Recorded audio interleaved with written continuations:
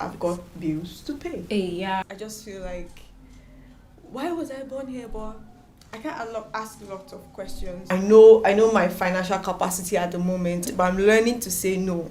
I can't come. Mm-hmm. No, I won't be available. I'm learning to say that.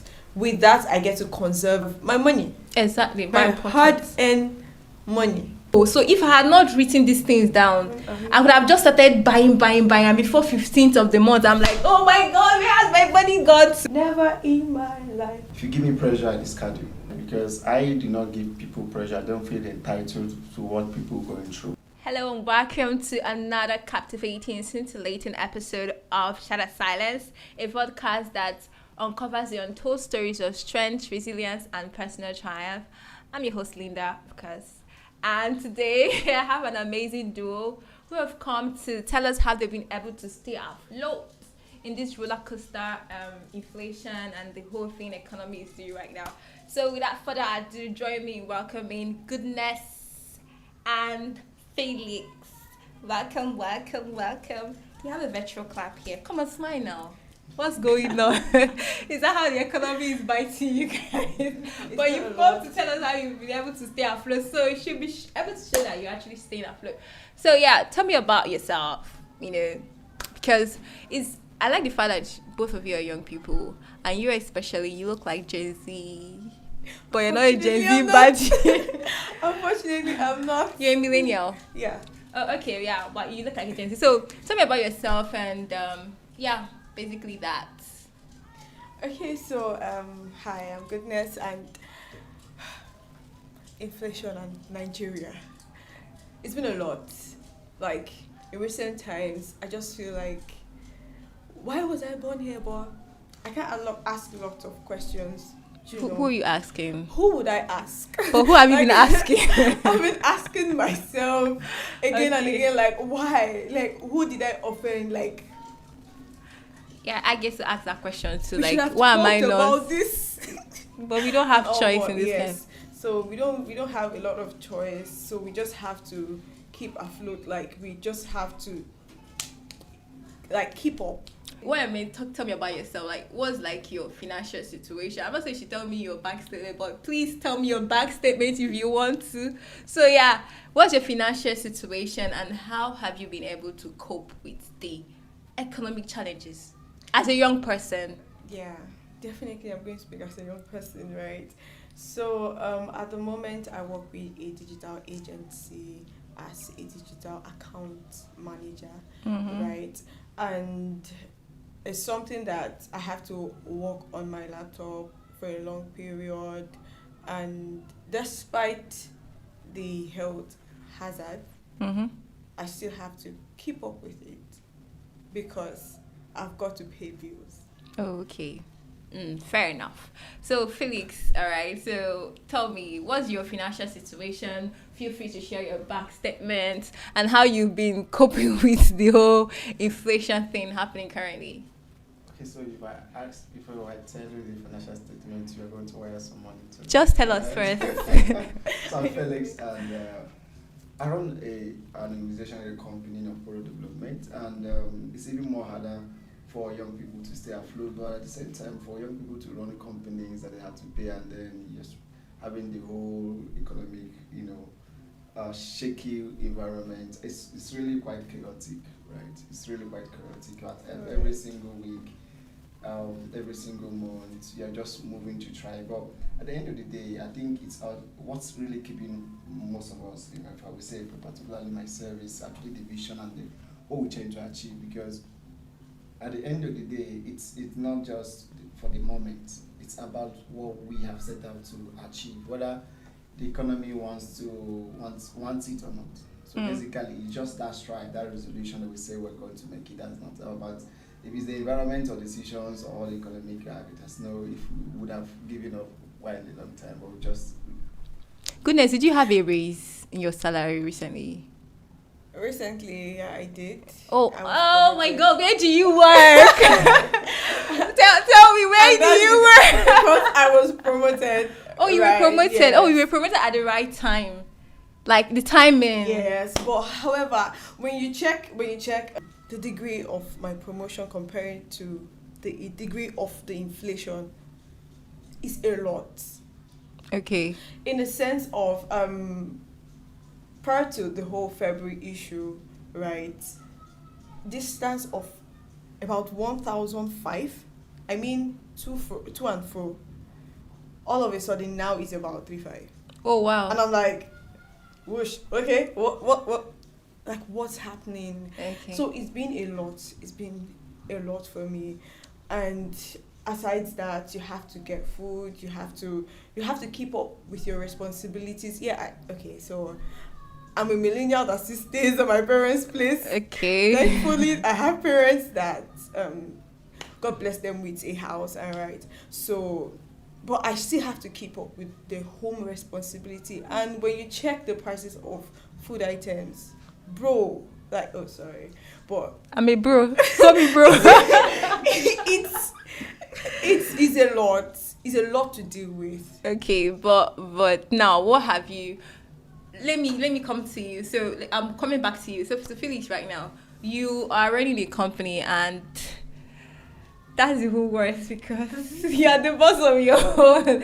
Like, how you been able to manage? Like, is it that you go about looking for clients? You must come to me, or what exactly do you do? Because people want to know how to survive, obviously, and that's what this podcast is all about, to share your experience so that someone out there can relate and be able to replicate if possible, or even though it's not like a something straightforward, like one size fits all kind of a things. But how do you survive? Well, personally, before the inflation, I have this mindset of doing less with more, doing more with less, right? And that's one of the key things that is really driving. It might not really make sense to quite a lot of people. Let it make sense to us, because that's why we are here. Yes, but what I'm saying is, it might not just that statement, it might not make that statement, but that's why I wanted to give some context. How do you really get to? There are things that could be luxury in certain situations. They are normal, but today there can be luxury with the whole thing. So you are trying to apply with little resources, are trying to, okay, which one should I even apply, or which one should I remove? And secondly, sometimes in terms of difficulties, economic difficulties, you're asking yourself, where am I spending these particular resources to achieve this result? Or why can't I spend this particular resource and achieve more? Okay. Right? So it's that time where you have to go into the deep thinking and strategy to reevaluate all it's been doing and really find a way to really ask. It might not be a long-term goal, but really for that economic short-term goal and medium-term goal to really get it out. And also to be more creative and really create an environment for your fellow employees to also be more creative. And really to really empathize with the people, because at the end of the day, it's not just me. The people who I'm working with are also really get frustrated. So how do I get to really find a way to make lives better for them? How do I get to really cut down a little bit things? How do I get to find the transportation part of it and all that? It's a whole lot for them, because a lot of people are really stressed coming to work because it's really stressed. So how do you get to be in that state of productivity? Yes. So it's just really to really think and empathize with people, because people are not robots, right? Yeah. They're not robots. So you need to. So really what did you do to your people in your team? First is, I work with a lot of young people, and so one of the things we have to do drastically was to, these guys, they need to really come from where they are coming from every day. Some can say, I want to stay in the office, so I need to create some particular accommodation. Okay, you can stay in the office, get a little bit comfortable for like 3-4 days, or even 4 or 5 days. If you want to stay one straight week, and the weekend you go back home, fantastic. People do it over while I stay in Ireland and coming back weekend. So can we create that environment too? Because if you cut down the cost of transportation, is a lot. But want to say something? So I really love my company for this. They made the whole environment really, really good for us, in the sense of we're given a week work from home. Okay. We operate hybrid, of course, but due to the whole inflation and the hike in tea fare and all, we're given a week. So in every month, we have access to 1 week work from home. And everybody doesn't work from home at the same time, or is it at the same time? We don't work from home at the same time. Like, we have a schedule that we work with. but for that whole week, everyone works from home. You only come to the office if you want to. So for someone like me, that I don't stay very close to my office, to my workplace, right? But I really appreciate it that I get to work from home for that straight week. I don't have to think about spending a lot on transport fare. Mm-hmm.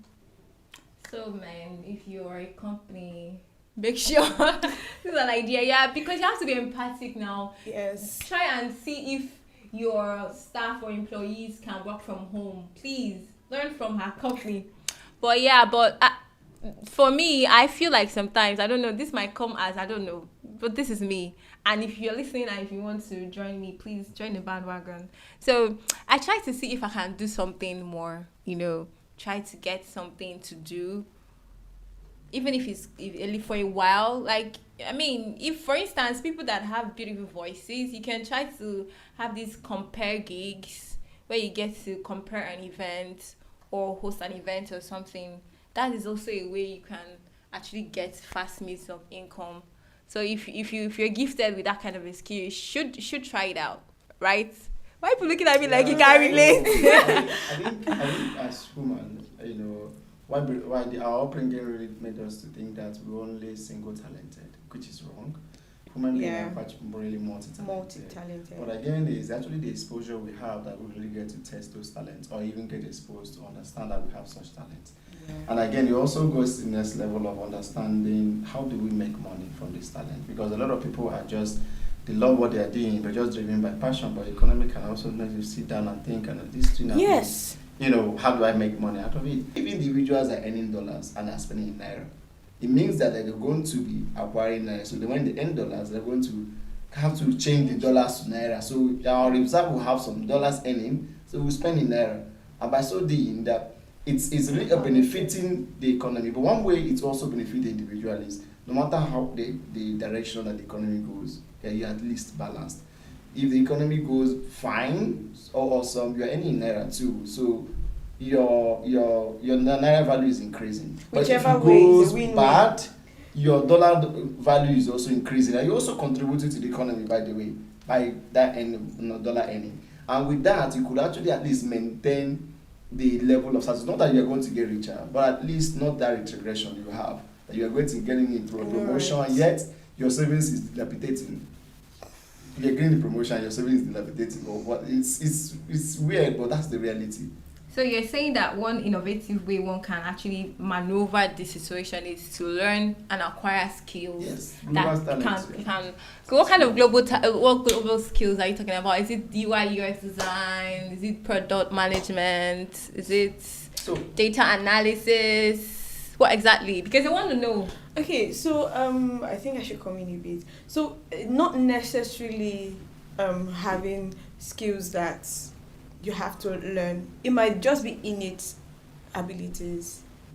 From my own perspective, right? It might just be innate abilities in the sense of they're content creators. I mean, good content creators. I don't know if I should mention, but in the likes of Kiki, like good content creators that they are educated. Mm-hmm. Just see Oluwa. Like he is educated, but most of what he does is content creation. Like most of what I see him do is content creation, right? And eat food. Okay. Eat food. He's a foodie. Okay, continue. Okay, so and there's something he even started. I think himself and Linda Bassi, the person that won. We know Hilda. We know Hilda. Continue. Continue. Right? So they are sponsoring people to read. Oh, because, wow. Yeah. So they give out books and all. And that can only happen because, he is educated and he has a wider reach. He has a wider fan base. So you're encouraging people to be content curators. They could. Just look for something. There is definitely something you can give. It might just be you speaking to kids. It might just be you you might not be a parent. I don't know. Just there are some parents of my age grade, right? But you could just you don't need to be a parent to give parental advice. Yeah. If you know it so well, if you know you can give so much of advice, there are some people that give unsolicited advice. Why don't you just put it into your craft. Mm-hmm. Have maybe a YouTube channel, or it could just be your Instagram, and people know you for Correct. giving parental advice, or know you for giving friendship advice, right? So it could be that you know how to talk, it could be that you're funny. Put something out there. There is definitely something you have to give.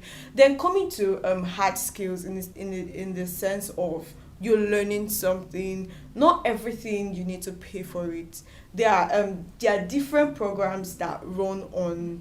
You just have to go through the maybe the examination process and all, and you get in. Mm-hmm.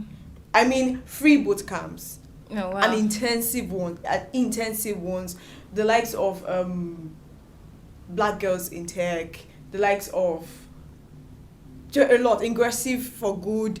They have programs. Yeah. If you want to learn UI UX, if you want to learn product management, product design, Mm-hmm. whichever. Yeah. So I feel there is something you can do.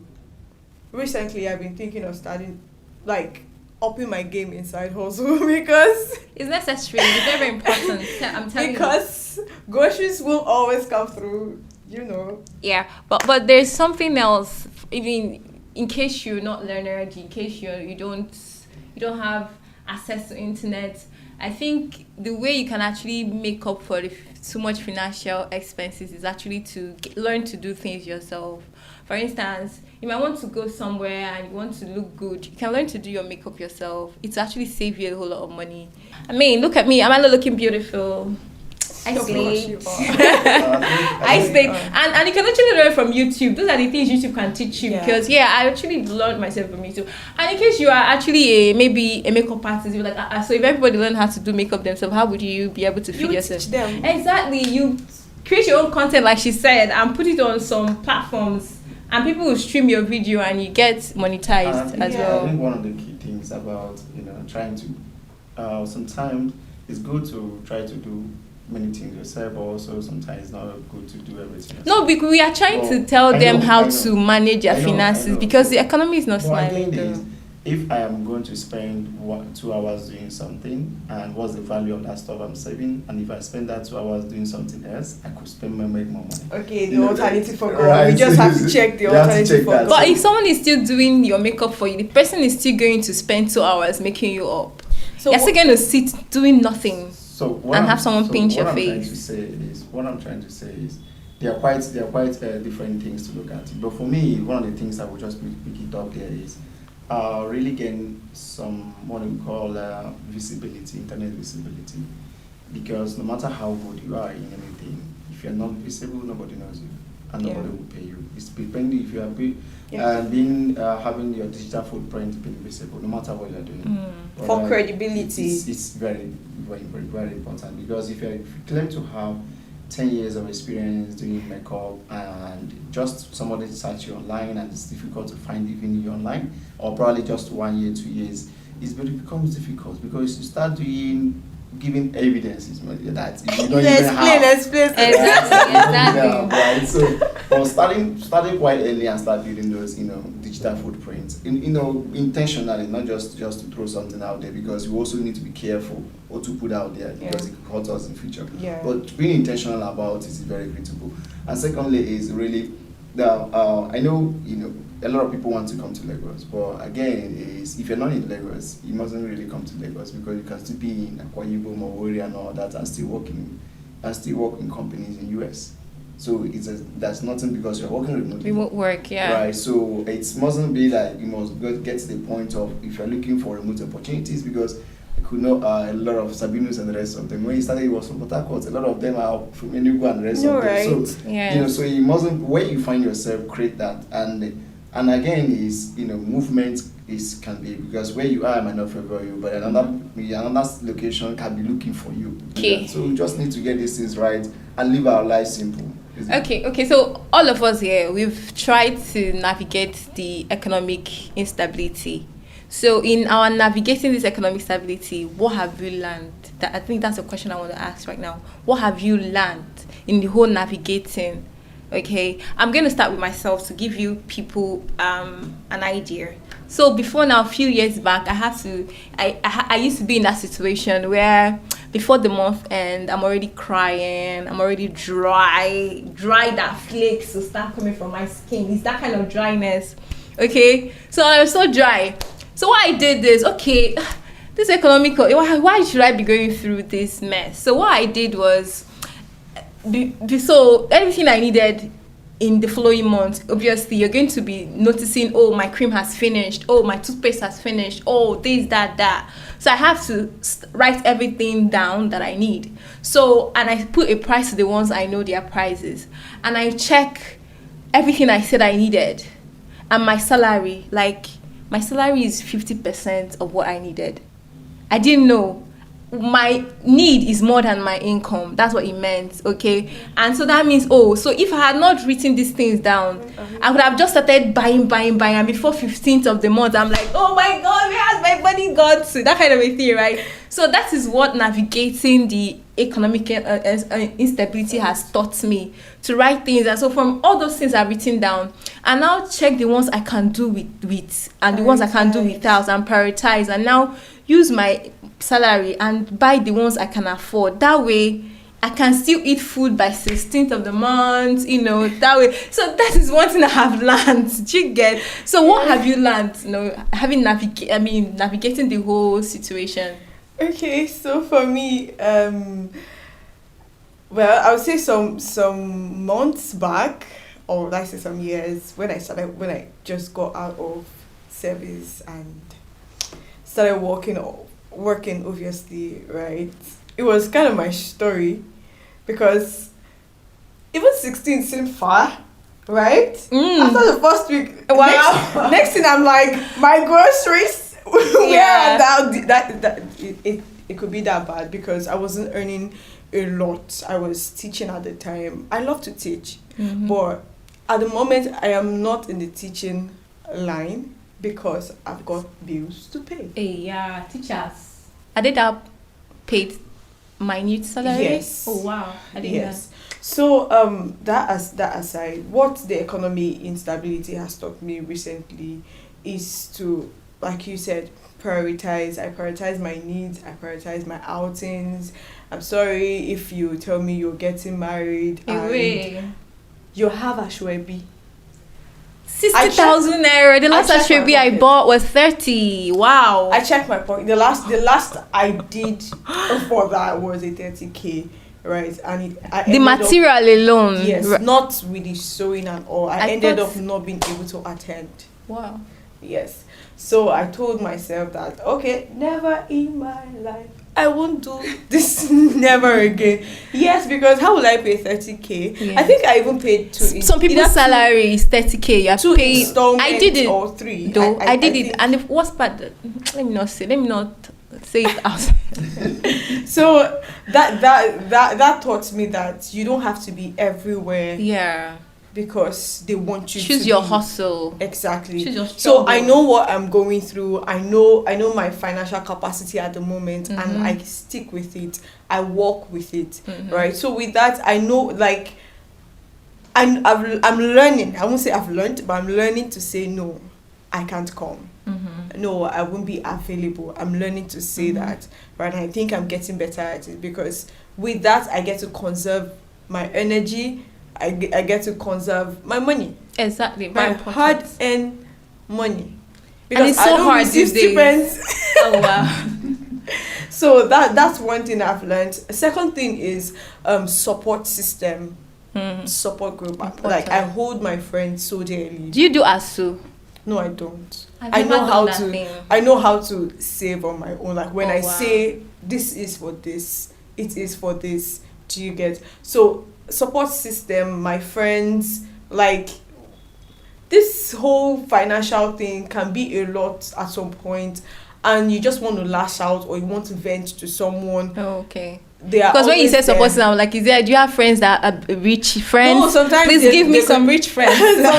So sometimes if it's they get to just loan me, like, a soft loan, that kind of thing. Yes, but I need a number. I pay back. Why is it not free? I get to pay back. So just have a support system. With that, you learn when they have openings, opportunities that you can earn from. They will let you know. But if you didn't have a support system, it's just like you're a lone ranger. You're on your own, and you can't be on your own in an environment like very Nigeria. important. If you are in between jobs, speak out. Tell people. Oh my God, I feel like I'm talking to myself. Well, I'm not in between jobs anyway. So tell people that you're in between jobs. So if they see opportunity for you, they will share on WhatsApp or any other platform. So what about you, like Felix? How have you been able to navigate this economic uncertainty? Is there any something that it has taught you? Maybe you share. We can learn, if I can tell. So I think it's more and more like a normal thing for me because of my attitude and the way I go about life before even the economic downtime. Because I try to keep very strong, little cycle so that I don't get external pressures.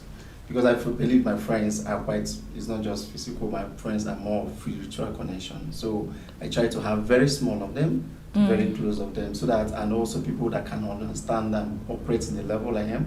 If you give me pressure, I discard you.